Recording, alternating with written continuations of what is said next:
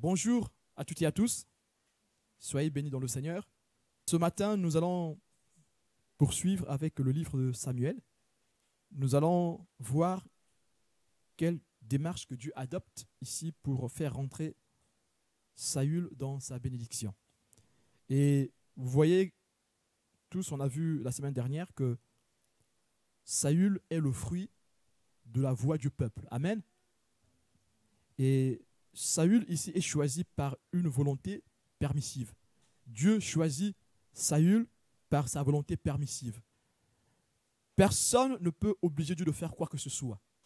Quand nous prions pour des malades, nous prions pour que nous rentrons dans la volonté de Dieu. On ne peut pas prier pour changer la volonté de Dieu. Personne ne peut changer ce que Dieu veut faire. Amen. Quand nous prions pour que Dieu nous bénisse, nous prions seulement pour que nous puissions rentrer dans le plan de Dieu. Parce que Dieu fait un plan pour tous ses enfants. Quand nous venons à Christ, nous rentrons dans ce bateau qui est le salut. Tu te présentes devant le bateau et tu montes, c'est la foi. Et dans ce bateau, il y a beaucoup de choses qui sont promises aux enfants de Dieu. Amen. Et même dans nos prières, nous ne changeons pas le plan de Dieu. Non, nous n'avons pas le pouvoir de changer le plan de Dieu. Parce que nous n'avons pas d'ordre à donner à Dieu. Nous n'avons rien à revendiquer devant le Seigneur. Amen.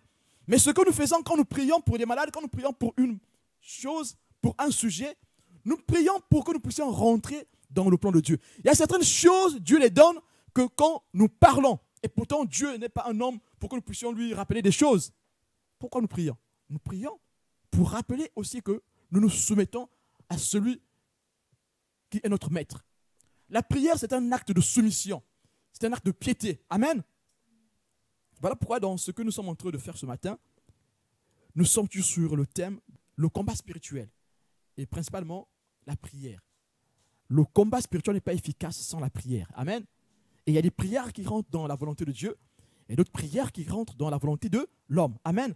Et ce matin, nous allons voir comment, par la prière qui est faite par les hommes ont crié avec leur propre volonté. Ils ont demandé un roi. Et le roi que Dieu choisit par sa volonté permissive, c'est Saül. Comment Dieu fait pour faire rentrer Saül dans sa bénédiction?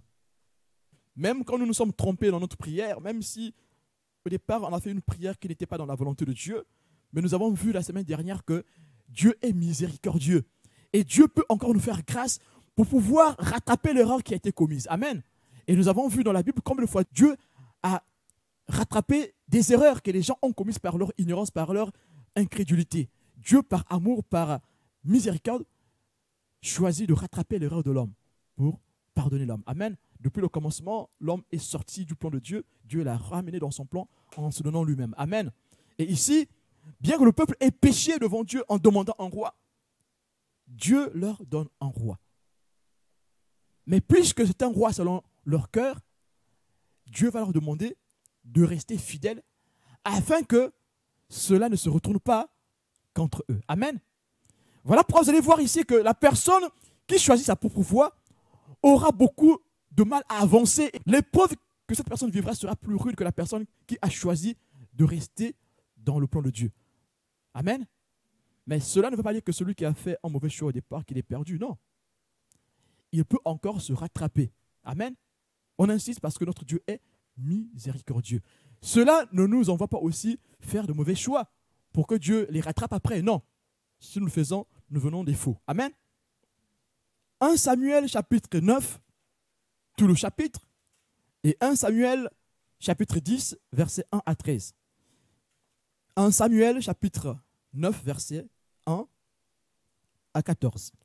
Il y avait un homme de Benjamin nommé Kis, fils d'Abiel, fils de Tiror, fils de Bécorat, fils d'Apiac, fils d'un Benjamite. C'était un homme fort et vaillant. Il avait un fils du nom de Saül, jeune et beau, plus beau qu'aucun des enfants d'Israël, et les dépassant tous de la tête.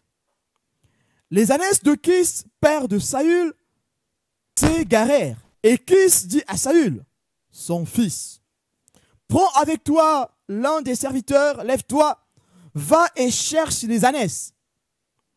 Il passa par la montagne d'Éphraïm et traversa le pays de Shalisha sans les trouver. Et ils passèrent par le pays de Shalim et elles n'y étaient pas. Ils parcoururent le pays de Benjamin et ils ne les trouvèrent pas. Ils étaient arrivés dans le pays de Tuf. Lorsque Saül dit à son serviteur qui l'accompagnait, « Viens, retournons, de peur que mon père, oubliant les ânesses, ne soit en peine de nous. » Le serviteur lui dit, « Voici, il y a dans cette ville un homme de Dieu, et c'est un homme considéré. Tout ce qu'il dit ne manque pas d'arriver. Allons-y donc, peut-être nous fera-t-il connaître le chemin que nous devons prendre. » Saül dit à son serviteur, « Mais si nous y allons, que porterons-nous à l'homme de Dieu? Car il n'y a plus de provisions dans nos sacs, et nous n'avons aucun présent à offrir à l'homme de Dieu. Qu'est-ce que nous avons? » Le serviteur reprit la parole et dit à Saül, « Voici, j'ai sur moi le quart d'un sicle d'argent. Je le donnerai à l'homme de Dieu et il nous indiquera notre chemin. » Autrefois en Israël, quand on allait consulter Dieu, on disait, « Venez et allons au voyant. » Car celui qu'on appelle aujourd'hui le prophète s'appelait autrefois le voyant. Saül dit à son serviteur, « Tu as raison, viens, allons. » Et ils se rendirent à la ville où était l'homme de Dieu. Comme ils montaient à la ville, ils rencontrèrent des jeunes filles sorties pour puiser de l'eau. Et ils leur dirent, « Le voyant est-il ici? » Elles leur répondirent en disant, « Oui, il est devant toi, mais va promptement, car aujourd'hui il est venu à la ville parce qu'il y a un sacrifice pour le peuple sur le haut lieu. Quand vous serez entrés dans la ville, vous le trouverez avant qu'il monte au haut lieu pour manger. Car le peuple ne mangera point qu'il ne soit arrivé, parce qu'il doit bénir le sacrifice, après quoi les conviés mangeront. » Amen. Montez donc, car maintenant vous le trouverez. Et ils montèrent à la ville. Ils étaient arrivés au milieu de la ville quand ils furent rencontrés par Samuel qui sortait pour monter au haut lieu. Or, un jour avant l'arrivée de Saül, l'Éternel avait averti Samuel en disant, « Demain à 7 heures, je t'enverrai un homme du pays de Benjamin, et tu l'oindras pour chef de mon peuple d'Israël. Il sauvera mon peuple de la main des Philistins, car j'ai regardé mon peuple, parce que son cri est venu jusqu'à moi. » Lorsque Samuel eut aperçu Saül, l'Éternel lui dit, « Voici l'homme dont je t'ai parlé, c'est lui qui régnera sur mon peuple. » Saül s'approcha de Samuel au milieu de la porte et dit, « Indique-moi, je te prie, où est la maison du voyant. » Samuel répondit à Saül, « C'est moi qui suis le voyant. Monte devant moi au haut lieu, et vous mangerez aujourd'hui avec moi. Je te laisserai partir demain et je te dirai tout ce qui se passera dans ton cœur. Ne t'inquiète pas des ânesses que tu as perdues il y a 3 jours, car elles sont retrouvées. Et pour qui est réservé tout ce qu'il y a de précieux en Israël, n'est-ce pas pour toi et pour toute la maison de ton père? » Saül répondit, « Ne suis-je pas benjamite de l'une des plus petites tribus d'Israël? Et ma famille n'est-elle pas la moindre de toutes les familles de la tribu de Benjamin? Pourquoi donc me parles-tu de la sorte? » Samuel prit Saül et son serviteur, les fit entrer dans la salle et leur donna une place à la tête des conviés, qui étaient environ 30 hommes.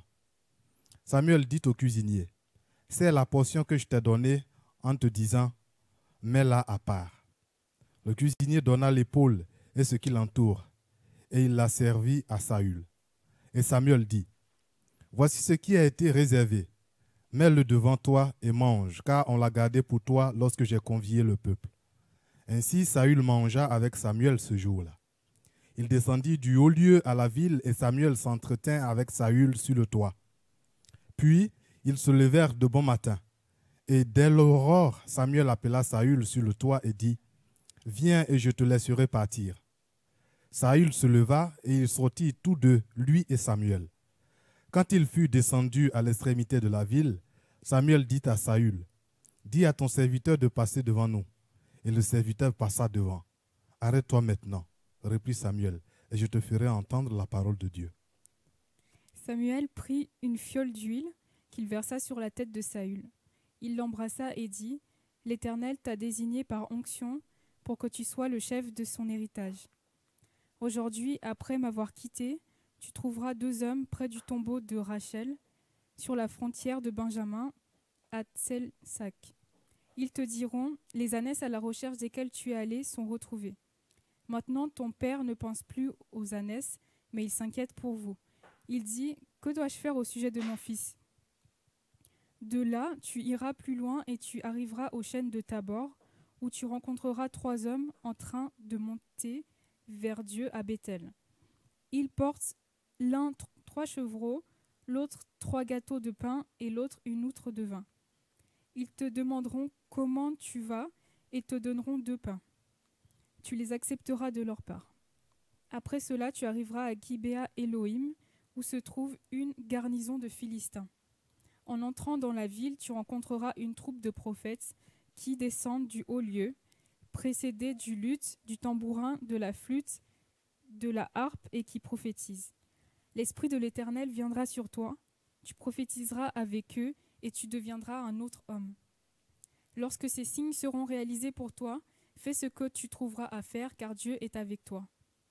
Puis tu descendras avec moi à Gilgal. Je descendrai vers toi pour offrir des holocaustes et des sacrifices de communion. Tu attendras 7 jours jusqu'à ce que j'arrive vers toi et que je te dise ce que tu dois faire. » Dès que Saül eut tourné le dos pour se séparer de Samuel, Dieu lui donna un autre cœur et tous ces signes se réalisèrent le même jour. Lorsqu'ils arrivèrent à Gibéa, une troupe de prophètes vint à sa rencontre. L'Esprit de Dieu vint sur lui et il prophétisa au milieu d'eux.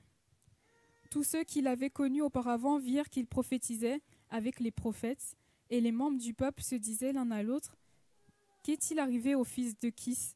Saül est-il aussi parmi les prophètes ?»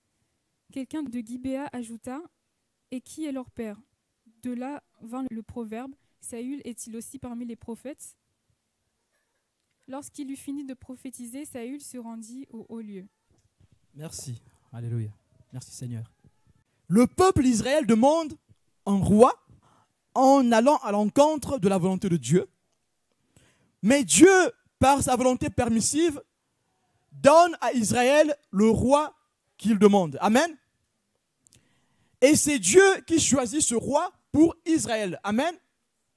Quand Dieu dit qu'une chose va s'accomplir, ce n'est pas Dieu qui pousse l'homme à pécher. C'est parce que l'homme est mauvais par essence. Et alors, puisque Dieu a dit une chose, puisque c'est une chose qui doit arriver, cette chose arrivera. Puisque l'homme refuse d'obéir, la chose qui a été promise par le Seigneur arrivera. Amen. Mais ici, nous avons un roi que Dieu donne à Israël. Parce que Israël a demandé. Israël a demandé le roi avec son propre cœur. Et Dieu donne à Israël un roi selon le cœur d'Israël. Amen. Mais or que Dieu, au départ, voulait donner à Israël un roi selon son cœur. On a vu que dès le départ, quand Dieu bénit les enfants d'Israël par la bouche de son prophète Jacob, Dieu dit à Judas qu'en toi sortira le roi. Amen. Nous l'avions lu la semaine dernière. Et ici, dans cette bénédiction, qu'est-ce qui se passe? Dieu est en place les circonstances pour que la personne que Dieu choisit pour Israël, que Dieu prend pour donner comme roi à Israël, soit touchée, soit transformée. Et nous avons cela dans 1 Samuel 9, verset 15. Or, un jour avant l'arrivée de Saül, l'Éternel avait averti Samuel en disant, demain à 7 heures, je t'enverrai un homme du pays de Benjamin et tu le oindras pour chef de mon peuple d'Israël. Il sauvera mon peuple de la main des Philistins, car j'ai regardé mon peuple parce que son cri est venu jusqu'à moi. Amen. Dieu est bon, il est plein d'amour. Ce peuple rebelle qui réclame un roi, à cause de son nom, Dieu entend quand même le cri de ce peuple et lui envoie quelqu'un pour combattre pour lui. Qu'est-ce que nous avons ici comme situation? Saül est envoyé en mission pour retrouver les brebis perdues. Amen. Saül qui était au village, tranquillement, en train de paître le troupeau. Et voici, une circonstance de la vie arrive. Les brebis de Kis, le papa de Saül, vont se perdre. Et qui est envoyé en mission? C'est Saül. Saül est envoyé en mission et dans ce périple qu'il va faire la rencontre de l'homme de Dieu. Amen. Nous avons lu ici que Saül arrive dans cette ville et son serviteur lui dit, voici il y a dans cette ville un homme de Dieu et c'est un homme considéré, tout ce qu'il dit ne manque pas d'arriver. Allons-y donc, peut-être nous fera-t-il connaître le chemin que nous devons prendre. Dieu avait déjà montré la chose à Samuel. Dieu lui avait montré que à 7 heures, tel jour, tu recevras celui que je vais oindre pour roi pour Israël. Amen. Mais or, nous voyons que Saül fait la rencontre de Samuel dans une circonstance qui est presque dramatique. Pourquoi? C'est parce que ils sont très loin du village. Qui les envoie retrouver les brebis, mais ils ont parcouru des kilomètres, ils n'ont pas trouvé les brebis. Alors, Saül commence à s'inquiéter pour son père, et son père commence à s'inquiéter pour Saül. Amen. Donc, ce n'est pas une situation reposante. Amen. Dieu, pour accomplir les choses dans nos vies, peut faire que des épreuves nous arrivent. Ces épreuves nous emmènent à la rencontre de Dieu. Saül ici va à la rencontre du Seigneur par cette épreuve. C'est une épreuve. Ils ont parcouru des kilomètres. Ils n'ont plus vivre avec le soleil qu'il y avait. J'imagine. Ils avaient soif. Il n'y avait pas des 4x4 pour parcourir ces distances. C'était une épreuve pour Saül. Et c'est dans cette épreuve que Dieu veut que Saül rencontre Samuel pour qu'il rentre en possession de sa bénédiction. Ce matin encore, le Seigneur dit, peut-être que tu passes une épreuve qui te paraît insurmontable. Mais sache encore que c'est dans l'épreuve que le Seigneur nous distingue. C'est par l'épreuve que Saül ici a été un roi. Si Saül était resté feignant dans son village, s'il avait répondu à son père, « Père, envoie tes serviteurs, moi je suis fatigué, je vais passer à autre chose. Je vais aller voir mes copines et mes copains. Je vais sortir avec mes copains. » Alors, Saül n'allait pas devenir roi. Saül est devenu roi, c'est parce que d'abord, il a accepté d'obéir à la mission que son père lui a confiée. Saül est devenu roi, c'est parce qu'il a supporté aussi l'épreuve. Il a accepté d'écouter le conseil de son serviteur. Et il est allé rencontrer la personne qui devait lui oindre roi. Peu importe les choses qui peuvent arriver dans ta vie aujourd'hui, peu importe la situation dans laquelle tu passes aujourd'hui, va de l'avant. Continue à espérer. Tiens bon. Peut-être que c'est ce que Dieu veut pour toi, afin qu'en sortant de cette épreuve, tu rentres dans ta bénédiction. Comme Saül ici. Dieu permet qu'il y ait une épreuve dans la famille de Kis. Dieu permet que les brebis de Kis disparaissent, afin que dans cette épreuve, que Saül rencontre Samuel. Et en rencontrant Samuel, qu'est-ce qui se passe? 1 Samuel chapitre 9, verset 20. Quel est le processus que Dieu utilise pour que Saül rentre dans sa promesse? Au verset 20, il est écrit, « Ne t'inquiète pas des ânesses que tu as perdues il y a 3 jours, car elles sont retrouvées. » Amen. Et pour qui est réservé tout ce qu'il y a de précieux en Israël? N'est-ce pas pour toi et pour toute la maison de ton père? Amen. Quand Saül, dans ce périple, rencontre Samuel, il va dans le but de trouver son chemin, ou encore de trouver le chemin de ses brebis. Mais que lui dit le prophète? Il lui dit, monte devant moi au haut lieu, et vous mangerez aujourd'hui avec moi, et je te laisserai partir demain, et je te dirai tout ce qui se passe dans ton cœur. Amen. La première chose que Dieu utilise ici, c'est le don prophétique. Amen. Et aujourd'hui, nous pouvons encore dire que Dieu utilise le don prophétique pour nous parler, pour que nous rentrions dans notre bénédiction. Dieu utilise sa parole pour nous parler, pour nous faire rentrer dans notre bénédiction. Donc que ce soit la parole de Dieu, ou le don de l'Esprit, ou le Saint-Esprit que Dieu utilise, Dieu l'utilise pour notre salut.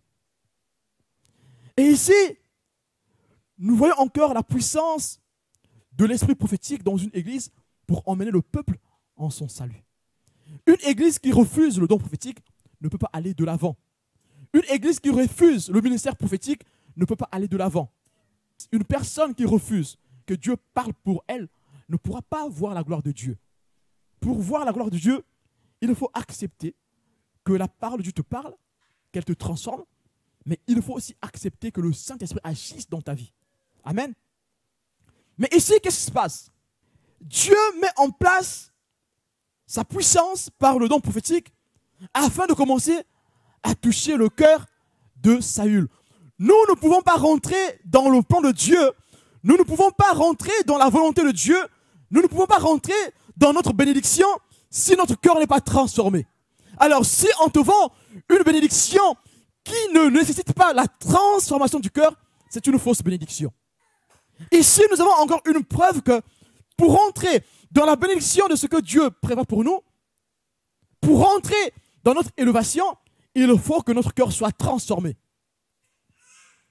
Et le processus que Dieu utilise pour transformer les cœurs, c'est sa parole et son esprit. Amen.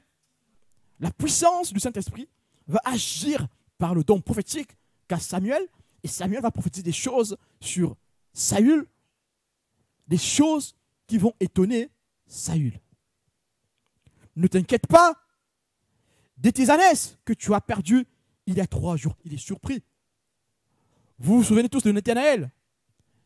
Quand Philippe lui dit, nous avons trouvé le Messie, mais il dit quoi? Est-ce que quelque chose de bon peut sortir de cette contrée? Et qu'est-ce que le Christ fait? Le Christ lui donne une prophétie. Et c'est par cette prophétie que Nathanaël va accepter que tu es le roi d'Israël, loin, celui qu'on attend, le Messie. Amen. La puissance du don prophétique dans le salut des âmes. Voilà pourquoi, pour une parenthèse, nous devons rechercher ces dons pour que l'Église aille de l'avant. Et l'Église doit rechercher ces dons pour que l'Église aille de l'avant.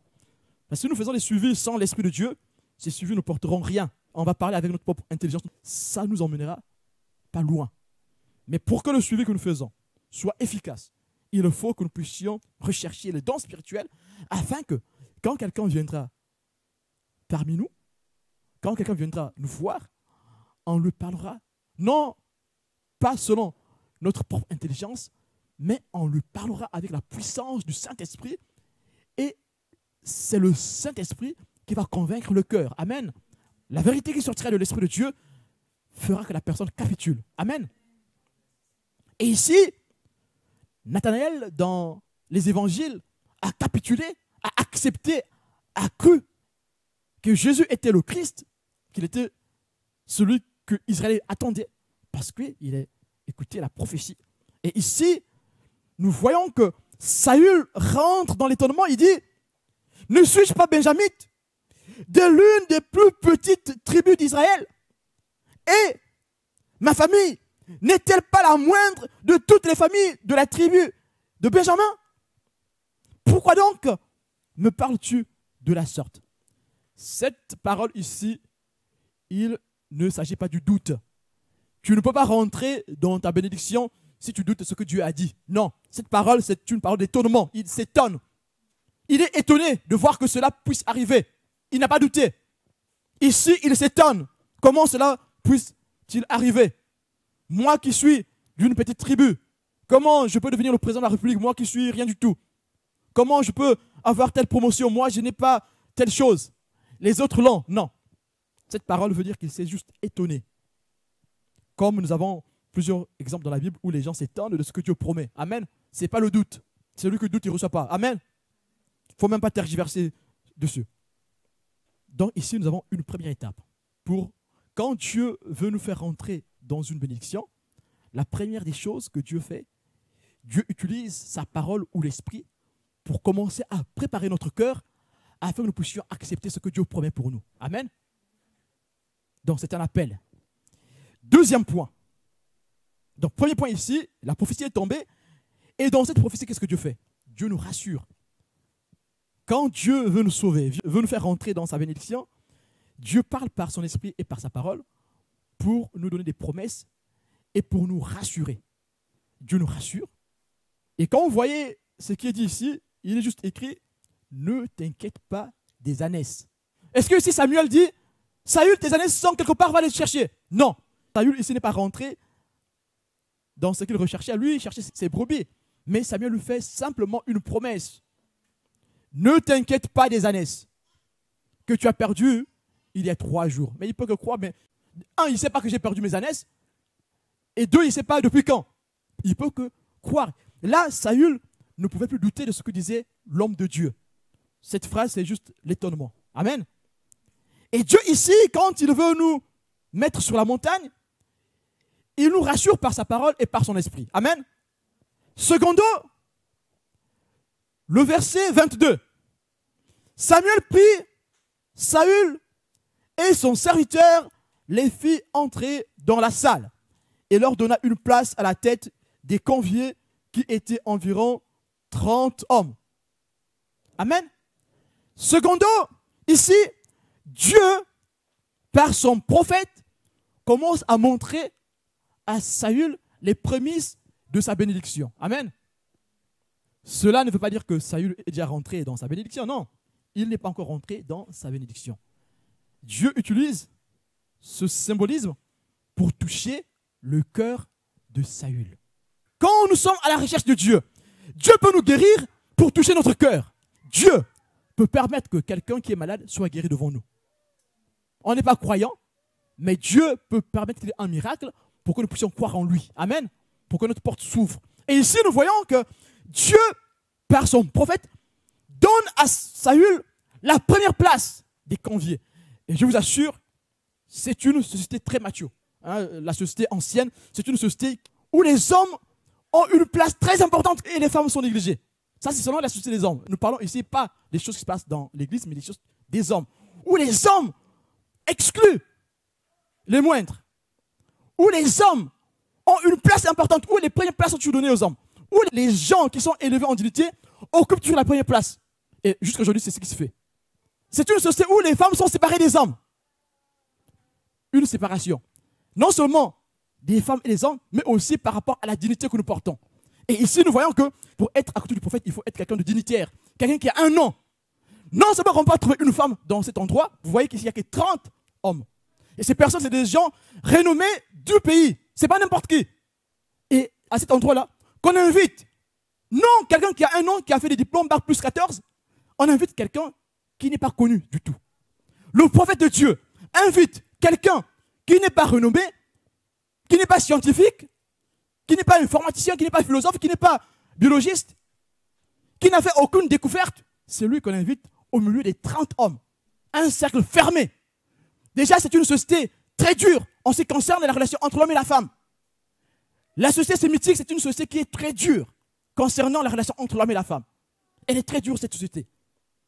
Mais ici, dans cette hiérarchie, on invite les gens qu'on pouvait appeler aujourd'hui des gens sans importance, car ils n'avaient pas de nom. Dieu a permis cela pour commencer à toucher le cœur de Saül. Parce qu'il fallait qu'il voie les signes que Dieu était là pour l'élever. Puisqu'on lui a dit que tu vas recevoir la bénédiction d'Israël, mais il était surpris de voir que cela puisse arriver parce qu'il n'est rien du tout. Il le dit lui-même, je ne suis rien. Mais celui qui n'est rien, puisque Dieu a promis quelque chose, Dieu va le placer parmi les 30. Une société qui est dure. Je vous rappelle encore, cette société est très dure en ce qui concerne la relation, déjà entre l'homme et la femme. Cette société est dure en ce qui concerne les relations dignitaires. Saül prend la place, la première place. Amen. Même si Dieu t'a élevé, t'a donné un grand travail, je ne sais pas quoi, tout ce que tu as demandé, ne pense pas que c'est ça le salut que tu as. Ce n'est pas le salut. Ce n'est pas encore le salut. Ça, c'est les prémices. Cette foi qui a été construite, c'est parce que ici, nous sommes en train de lire comment Dieu construit la foi de Saül pour qu'il devienne un bon roi. Et nous allons voir, il y a 2 semaines plus tard, que Saül, sa foi n'a pas tenu. Ça n'a pas duré. La foi de Saül n'a pas tenu. Malgré qu'il est resté 40 ans au pouvoir, la foi de Saül n'a pas tenu. Et nous allons tous voir que Saül est resté malade pendant son règne. Une bonne partie de son règne, il était malade. Pourquoi? C'est parce que sa foi n'a pas tenu. Dieu prépare notre foi pour entrer dans notre bénédiction, mais cela ne veut pas dire que tout est bon, non. Il faut que cette foi soit affermie. Ici, Dieu fait ceci, ces étapes-là. Il y a eu 3 étapes pour que nous soyons affermis. Pour que Saül soit affermi, il y a eu 3 étapes. Pour que Saül rentre dans la foi déjà, il y a eu 3 étapes. Mais une fois que nous rentrons dans la foi, il faut que cette foi soit affermie. Si Dieu t'appelle dans une bénédiction, il te prépare pour que tu acceptes la bénédiction, mais ce n'est pas la fin. Il faut que cette foi soit affermie. Mais celle de Saül ne s'est pas affermie. Et son royaume a été déchiré. Mais arrêtons-nous sur ce point, le deuxième point. Saül reçoit la première place des conviés. Dans une société dure et très patriarcale. Là où le poids est mis sur les dignitaires. Et le Christ prend l'exemple, quand vous recevez les gens, vous donnez des places à ceux qui sont élevés en dignité. Et les femmes étaient mises de côté. Et là, Saül est élevé ici. Et qu'est-ce qui se passe encore? Dieu nous élève, il nous donne la première place. Il donne la première place à Saül ici pour continuer à former sa foi. Troisième point, le verset 23 à 24. Il est écrit, Samuel dit au cuisinier, serre la portion que je t'ai donnée en te disant, mets-la à part. Le cuisinier donna l'épaule et ce qui l'entoure. Et il la servit à Saül. Et Samuel dit, voici ce qui a été réservé, mets-le devant toi et mange, car on l'a gardé pour toi lorsque j'ai convié le peuple. Ainsi, Saül mangea avec Samuel ce jour-là. Amen. Deuxième point, Dieu nous donne des choses qui sont temporelles. L'épaule qui est donnée ici à Saül, c'est une bénédiction temporelle. Ce n'est pas une bénédiction perpétuelle. Amen. Donc si c'est un enfant, c'est une bénédiction temporelle. Si c'est un époux, c'est une bénédiction temporelle. Si c'est une épouse, c'est une bénédiction temporelle. Amen. Et ici, pour Saül, ici, c'est l'épaule. L'épaule symbolise les choses temporelles que Dieu peut nous donner. Les biens de ce monde, par exemple. La viande. Ici, nous avons l'épaule, ça symbolise la viande. La viande, c'est tout ce qui est de ce monde, tout ce qui est terrestre. Alléluia. Ce n'est pas spirituel ici. Ce n'est pas une chose spirituelle que Saül reçoit ici. C'est une chose temporelle, la viande. Dieu lui fait cette bénédiction pour l'honorer. Pas parce qu'il est trop beau, non. C'est vrai qu'il était beau et puis grand, il était plus grand que tout le monde, il était plus beau que tout le monde, mais non. Dieu ne fait pas ça parce qu'il est trop beau. Dieu fait ça parce qu'il veut construire sa foi. Dieu veut construire notre foi. Et quand Dieu veut construire notre foi, alors Dieu peut opérer un miracle dans notre vie. Nous sommes guéris. Ce n'est pas parce que tu es guéri miraculeusement que tu es devenu enfant de Dieu. Faux et archi faux. Tu peux être guéri par le Seigneur de façon puissante, mais tu n'es pas enfant de Dieu. C'est juste le début. Si tu acceptes ce que Dieu a fait, si tu crois, ta foi sera affermie et tu pourras rentrer dans la perpétuité du Seigneur. Amen. Et ici, Saül reçoit l'épaule. L'épaule qui est réservée aux grands dignitaires. Saül qui n'a pas fait des études, je pense que Saül n'a pas fait bac plus 10 parce qu'il paissait le troupeau. Mais Saül reçoit l'épaule qui est réservée aux grands du peuple. Ces endroits où on ne trouve pas les femmes, ces endroits où on ne trouve pas les enfants, ces endroits où on ne trouve pas les gens de la société. Comme diraient les gens d'aujourd'hui, la basse classe. Ces endroits où on trouve que les dignitaires. Mais c'est là qu'on appelle un agriculteur. Et qui va manger la grosse part, la bonne part, la meilleure part. D'abord, Dieu permet que les choses puissent nous arriver, les épreuves nous arrivent. Dans ces épreuves, nous ne nous décourageons pas. Et quand Dieu nous formate, nous forme dans la foi, nous ne devons pas douter. Nous devons accepter de rentrer dans ses promesses pour vivre ce que Dieu a promis pour nous. Mais dans tout ce cheminement, Dieu est en train de former notre foi, notre obéissance. Dieu est en train de formater notre mémoire longue. Ça veut dire que nous allons nous souvenir de ce que Dieu a fait de nous, de là où Dieu nous a tirés, et nous allons nous remémorer de ça tout le temps qu'on aura une épreuve. Amen. Et Dieu est en train de former ici la foi de Saül. Mais puisque ces choses sont arrivées, Saül peut maintenant recevoir l'onction qui vient de la part de Dieu.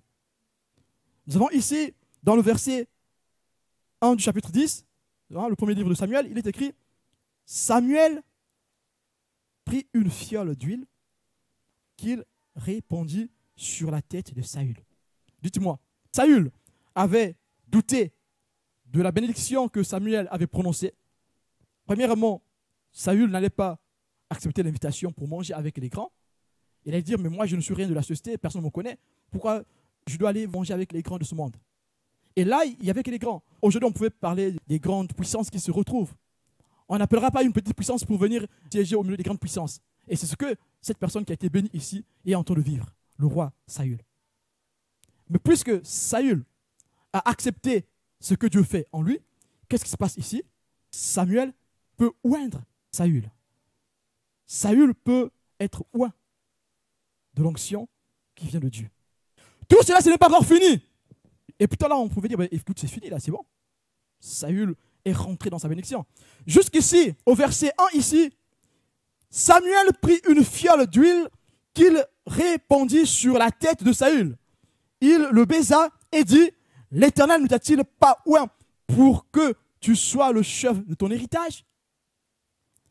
Vous vous souvenez?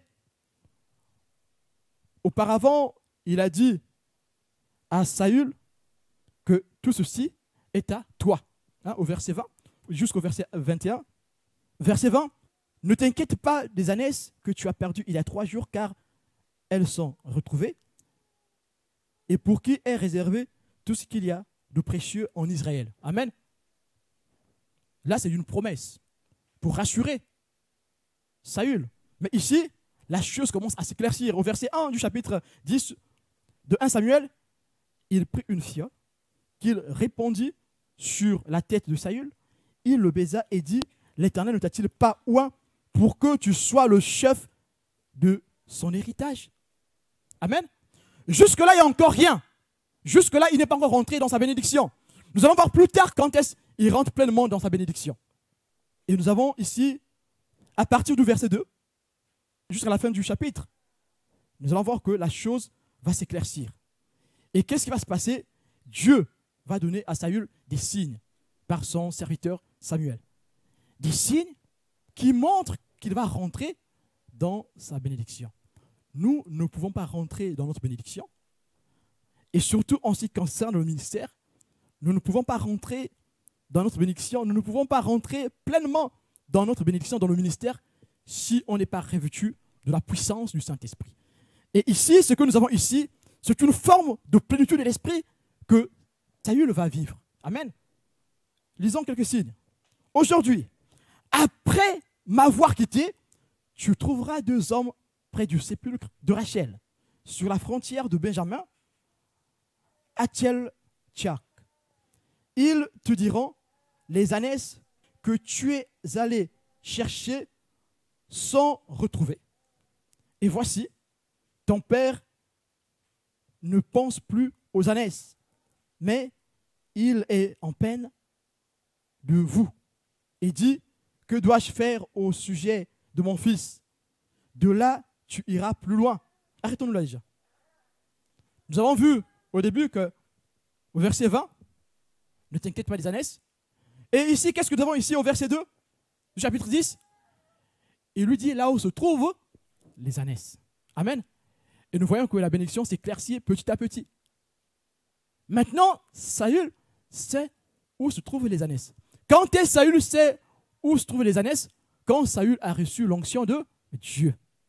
Il a été béni, il a reçu l'onction de Dieu, et Dieu lui dit maintenant des choses plus clairement. Les choses paraissent plus claires pour Saül. Amen. Mais ce n'est pas encore fini. Saül, malgré qu'il a retrouvé ses ânesses, mais il n'est pas encore rentré pleinement dans la promesse de Dieu. Malgré qu'il sait maintenant où se trouvent les ânesses, il n'est pas encore rentré dans la bénédiction de Dieu. Amen. Donc, ne reste pas sur les acquis. Dieu a fait des choses dans ta vie. C'est des acquis. Mais si nous sommes des vrais enfants de Dieu, nous ne devons pas rester sur nos acquis. Nous devons poursuivre les efforts. Comme dit l'apôtre du Seigneur, nous devons travailler pour notre salut. Amen. Donc jusqu'ici, la foi de Saül n'est pas affermie. Ces signes ici, c'est encore pour amener Saül à avoir une foi affermie. Amen. Et c'est ce que Dieu fait pour nous aussi. De là, tu iras plus loin et tu arriveras aux chênes de Tabor, où tu seras rencontré par 3 hommes montant vers Dieu à Bethel et portant l'un 3 chevreaux, l'autre 3 gâteaux de pain et l'autre une outre de vin. Ils te demanderont comment tu te portes et ils te donneront 2 pains que tu recevras de leurs mains. Après cela, tu arriveras à Gibéa Elohim, toujours pour emmener Saül à avoir une foi affermie, toujours pour augmenter la confiance de Saül. Il faut que Saül ait plus confiance en Dieu. Il faut que sa mémoire longue soit construite, là où nous gardons les souvenirs pour ce que Dieu a fait pour nous. Et Saül ne pourra pas oublier ce que Dieu a fait pour lui le jour où Dieu l'a appelé. Amen. C'est ce qui se passe ici. On lui donne des gâteaux. Ici, c'est toujours la bénédiction de ce monde, les choses de la terre. Ce sont des choses temporelles que Dieu donne. Poursuivons. En entrant dans la ville, tu rencontreras une troupe de prophètes descendant du haut lieu, précédés du luth, du tambourin, de la flûte et de la harpe, et prophétisant eux-mêmes. L'Esprit de l'Éternel te saisira, tu prophétiseras avec eux, et tu seras changé en un autre homme. Amen. Ah, là les choses deviennent de plus en plus importantes. Cette fois-ci, Saül a reçu des bénédictions qui sont temporelles. Mais là, dans ces textes ici, nous avons une chose qui n'est pas temporelle. Être rempli du Saint-Esprit, c'est les prémices, non des choses de la terre, mais c'est les prémices des choses d'en haut. Amen. Si vraiment Dieu te fait rentrer dans une bénédiction qui vraiment vient de lui, il faut que cette bénédiction t'emmène dans les choses qui sont intemporelles. Amen. Mais si ta bénédiction s'arrête sur les choses temporelles, pose-toi des questions. Parce que si cette chose venait de Dieu, Dieu allait t'emmener des bénédictions temporelles aux bénédictions perpétuelles. Le Saint-Esprit, c'est le prémisse de l'héritage que nous aurons au ciel. Amen. C'est par le Saint-Esprit que nous pouvons toucher au salut que nous avons au ciel. Amen. Alors, mais si Dieu te fait passer par les bénédictions temporelles et que ça s'arrête là, il y a un problème. Pose-toi des questions. Est-ce que c'est une élévation pour mon salut? Ou encore, est-ce que j'ai fait ce que Dieu voulait que je fasse? Parce que vous voyez ici, malgré que Saül ait reçu cette bénédiction intemporelle, il n'a pas su muscler sa foi jusqu'à la fin. Et Samuel pleura. Dieu aurait pu fortifier ton trône de façon perpétuelle. Dieu aurait pu. Amen. Et ici, nous avons une forme de plénitude de l'esprit. Ici, nous pouvons appeler ce que vit Saül ici, que Saül a vécu le baptême du Saint-Esprit. Amen. Celui qui cherche Dieu réellement doit passer par toutes ces étapes où il rencontre le Seigneur, il bénit de Dieu, il croit en Dieu, Dieu l'a guéri. Tous nous venons à Dieu pour quelque chose. Personne ne dira, moi je suis venu à Dieu comme ça tranquille, je n'avais rien à demander, j'étais déjà tranquille. Non, c'est faux. Il y a toujours une chose, soit c'est un doute dans le cœur qui nous emmène à chercher Dieu, soit c'est un problème, soit une maladie, soit c'est une pensée, soit on est tourmenté par une... Il y a quelque chose qui nous emmène à chercher Dieu. Amen. Il y a quelque chose qui nous emmène à chercher Dieu. Et ici, Saül, il y a une chose qui l'emmenait pour chercher Dieu. Les brebis qui sont perdues. Amen. Et nous voyons ici que quand nous passons par ces étapes, il faut atteindre l'étape où nous sommes remplis du Saint-Esprit, où nous rentrons dans la plénitude de l'Esprit. Et la Bible dit ici que Saül, l'Esprit de Dieu est rentré dans Saül, et Saül a commencé à prophétiser avec les prophètes. Prophétiser avec les prophètes est synonyme de recevoir la plénitude de l'Esprit.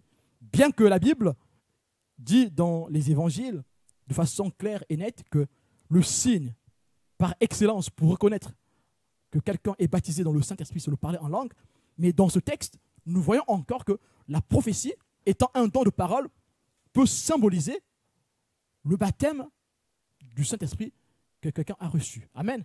Et nous avons vu aussi dans Actes des Apôtres, chapitre 19, que les gens qui ont été remplis du Saint-Esprit, non seulement qu'ils ont parlé en langue, mais ils ont aussi prophétisé. Amen. Donc c'est juste une parenthèse.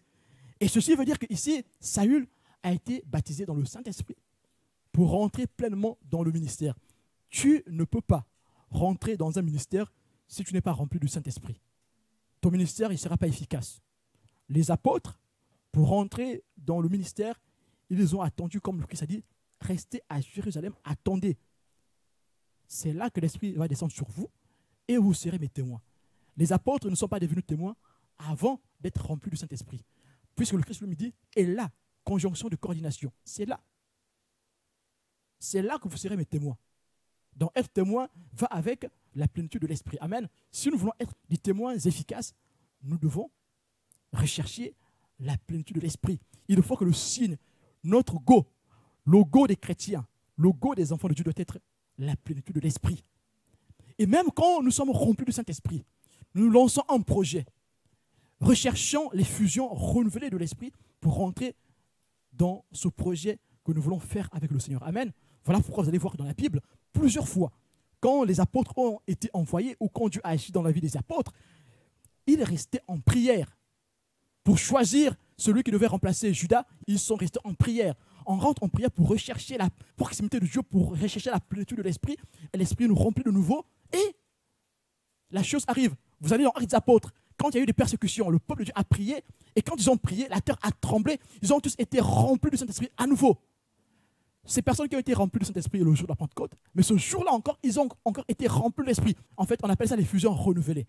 Et nous voyons qu'ici, ces personnes qui cherchent Dieu doivent non seulement, avant de se lancer dans un projet, prier, jeûner pour rechercher la face de Dieu, afin de recevoir l'Esprit de Dieu, la puissance du Saint-Esprit dans le ministère qu'ils vont faire, mais aussi ils doivent rechercher des effusions renouvelées tout le temps, tous les jours. Amen. Et c'est ce que ici vu Saül. Saül est rempli du Saint-Esprit. Verset 6. L'Esprit de l'Éternel te saisira, tu prophétiseras avec eux et tu seras changé en un autre homme. Lorsque ces signes auront eu pour toi leur accomplissement, fais ce que tu trouveras à faire, car Dieu est avec toi. Puis tu descendras à Gilgal, et voici, je descendrai vers toi pour offrir des holocaustes et des sacrifices d'action de grâce. Tu attendras 7 jours. Tu attendras 7 jours.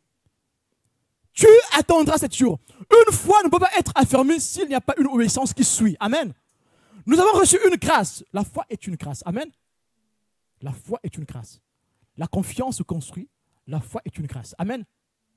Mais la confiance se construit, c'est parce que la foi a suivi. Nous avons vu ce que Dieu a fait et nous avons plus confiance en Dieu. Est-ce que la foi va s'affermir s'il n'y a pas une réelle obéissance? Tu attendras 7 jours jusqu'à ce que j'arrive auprès de toi et que je te dise ce que tu dois faire. Voici le point de chute de Saül. Saül qui a reçu tout le réconfort de Dieu, toutes les bénédictions, les prémices de sa royauté, il les a reçues. Mais tu attendras 7 jours jusqu'à ce que j'arrive auprès de toi et que je te dise ce que tu dois faire. Dans ce que Dieu nous appelle, dans la bénédiction dans laquelle Dieu veut nous faire rentrer, Dieu veut qu'on attende son go. On attend le départ du Seigneur et on se lance, on fait ce que Dieu dit. Dieu peut te faire rentrer dans une bénédiction, mais si tu n'attends pas le go, le départ du Seigneur, tu ne feras pas ce que Dieu a dit, tu feras ce que tu as dit. Voilà pourquoi, pour revenir dans l'enseignement du dimanche dernier, quand tu as fait par toi-même, Dieu peut accepter ce que tu as fait. Dieu peut accepter ton offrande. Mais les conséquences, pour les supporter, ça sera compliqué parce que tu n'as pas fait selon la volonté de Dieu. Tu n'as pas été préparé pour supporter la chose puisque tu as fait par toi-même. Mais puisque Dieu est miséricordieux, Dieu, par sa volonté permissive, a laissé faire, a accepté que tu continues et t'a même béni. Mais puisque tu n'as pas été préparé pour la chose, tu ne seras pas en mesure de supporter les épreuves. Et pour cela, il te faudra encore plus de fidélité. Et nous voyons que pour cette personne, ça sera dur pour remonter la pente. Il faut encore plus de fidélité pour que cette personne s'en sorte. Donc, nous devons encore faire plus d'efforts. Si tu sais que tu as commis une erreur et que Dieu t'a béni après ces erreurs, tu dois faire plus d'efforts pour rester fidèle au Seigneur afin que la main de Dieu soit toujours sur toi pour te bénir, pas pour te faire du mal, pour te bénir. Amen. Et ça, c'est très important. Il faut que même après l'erreur, que nous restions dans la volonté de Dieu, que nous restions fidèles. C'est ce que nous avons étudié la semaine dernière. Et ici, qu'est-ce qui se passe? Quand nous lisons le verset 10, le verset 11, le verset 12, nous voyons ici que Saül, tout ce que Dieu a promis à Saül est arrivé. Nous voyons ici que Saül, dès que Samuel lui a tourné le dos, les signes se sont accomplis et Saül est devenu une autre personne. Amen. Le cœur de Saül a changé. Et vous allez voir, après que son cœur soit changé, qu'est-ce qui est arrivé? Samuel a confirmé le ministère de Saül. Amen. Mais Dieu de son côté a fait ce qu'il fallait. Dieu pour nous fait ce qu'il faut. Il a envoyé son fils. Et son fils continue à prier pour nous. Non seulement qu'il a envoyé son fils et que son fils continue à prier pour nous au ciel, mais il envoie son esprit. Et son esprit continue à prier pour nous. Pas à côté, mais en nous. Alors si nous ne réussissons pas, ce n'est plus la faute de quelqu'un, c'est de notre faute. Parce que nous avons tout pour réussir dans le Seigneur.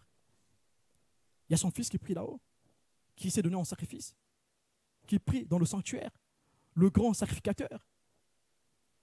Et il y a son esprit qui est en nous, qui prie encore en nous.